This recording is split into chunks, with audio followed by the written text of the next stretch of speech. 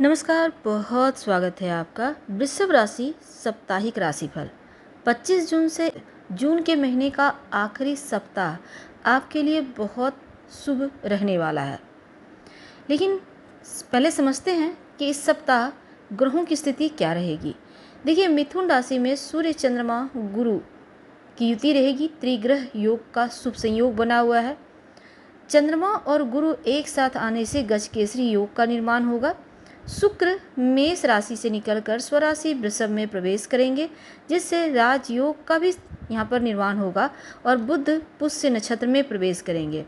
तो ग्रह नक्षत्रों के प्रभाव और इस जून के महीने का अंतिम सप्ताह आपके लिए तरक्की और पहचान पाने का सुनहरा मौका लेकर आया है। नए अवसर मिलेंगे, अपने करियर को नई ऊंचाई पर पहुंचा सकते हैं और आपको सफलता पाने के लिए थोड़ा और मेहनत करना है। तो करियर के मामलों में, पारिवारिक जीवन में आपका भरपूर सपोर्ट मिलेगा। आपको रिश्तेदारों के साथ रिश्ता जितना बढ़िया बनाए रखेंगे उतना ही फ़ायदा होगा। बिजनेस में लोगों के लिए आप प्रेरणा बनेंगे और इस समय किसी भी तरह का रिस्क लेने से घबराइए मत, बस सोच समझकर फैसला लेना आवश्यक रहेगा। अचानक से धन प्राप्ति के योग बनेंगे, पर क्रोध में आकर अगर आप कोई फैसला लेंगे, डिसीजन लेंगे, तब नुकसान होगा। तो आपको इससे बचना चाहिए। तो सबसे पहले समझते हैं 25 जून चंद्रमा आपके धन भाव में। अब देखिए, यानी कि मिथुन राशि में चंद्रमा, और यहाँ पर 27 जून तक रहेंगे।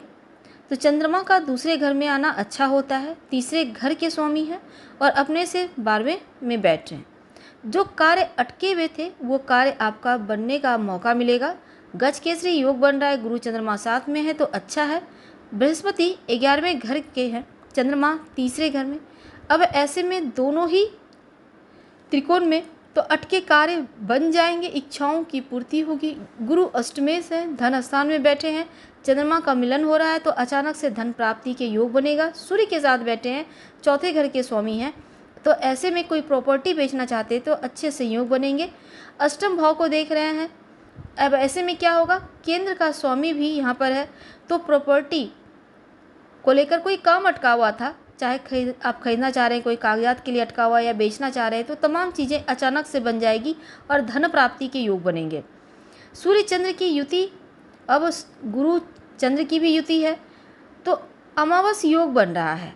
अब यहाँ पर अष्टमेश यहाँ आकर बैठे हैं, तो वाणी पर थोड़ा ध्यान दीजिएगा। थोड़ा सा वाणी में आप मीठापन लाइए तो बहुत अच्छा है आपके लिए। आत्ममंथन करके आगे बढ़ें और बातचीत करते रहिए सबसे आराम से। हर कार्य बनता रहेगा, लेकिन ईगो वगैरह मत लाइएगा, नहीं तो चीज़ें बिगड़ जाएंगी। और इसमें कोई भी निर्णय बहुत सोच समझ कर लीजिएगा। वैवाहिक जीवन में एक दूसरे को समझने का प्रयास कीजिए। जो विद्यार्थी हैं, समय अनुकूल है, भाग्यशाली टाइम है, भाग्य का साथ मिलेगा।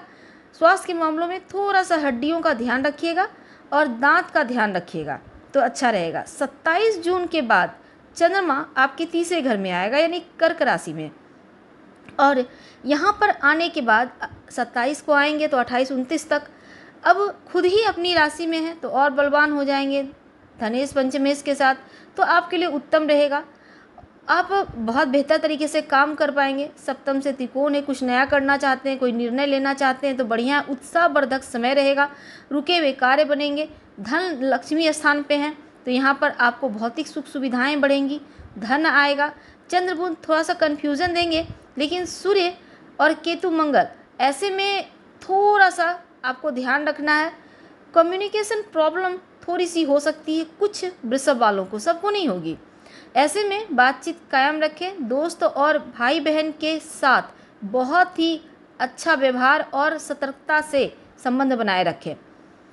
कभी कभी उतावलापन, थोड़ी सी चंचलता भी दे देता है बुध चंद्रमा, तो थोड़ा सा इस पर ध्यान रखिएगा, या इनसिक्योरिटी की यहाँ पर परेशानी हो सकती है। तो जल्दबाजी में कोई भी काम ना करें, बेवजह का विवाद से बचें तो उत्तम रहेगा।